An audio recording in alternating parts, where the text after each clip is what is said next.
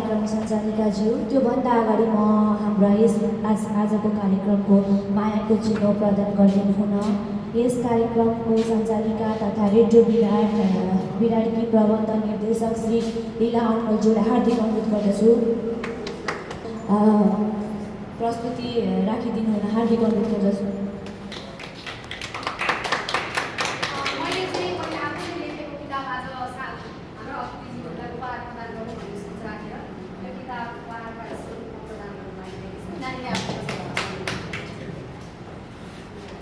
आदरणीय अतिथि, प्रमुख अतिथिज्यूहरू, सम्मानीय उपस्थित सबैजना, सर्वप्रथम त म राधिका अग्रवालको तर्फबाट हार्दिक नमस्कार।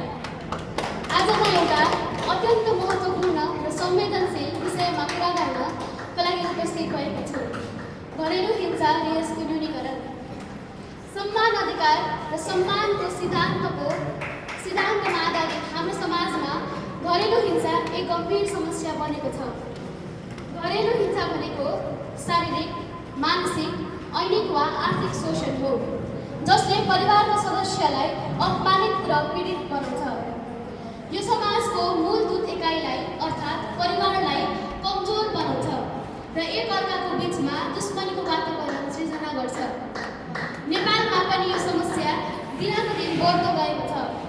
प्राय महिलाहरू र बालबालिकाहरू घरेलु हिंसाका शिकार बनेका छन्।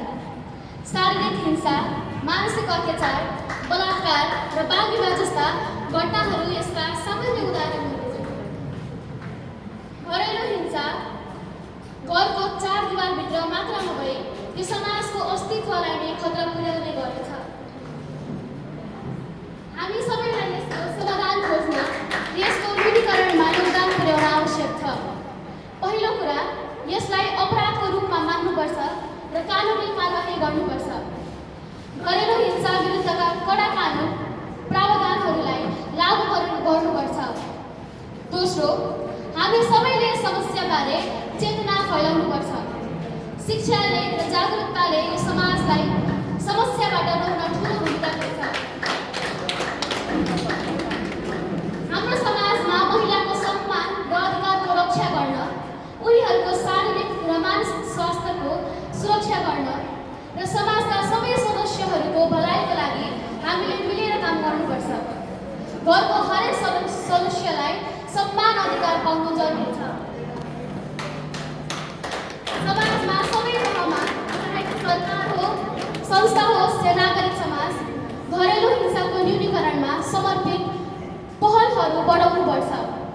हामीले एक सशक्त समाज निर्माण गर्नका लागि यस समस्याको जरामा पुग्न र यसको समस्या समाधान खोज्न सबैले मिलेर काम गर्नुपर्छ। अन्त्यमा हामी सबैले सम्झनुपर्छ कि कुनै पनि परिस्थितिमा हिंसा स्वीकार्य छैन।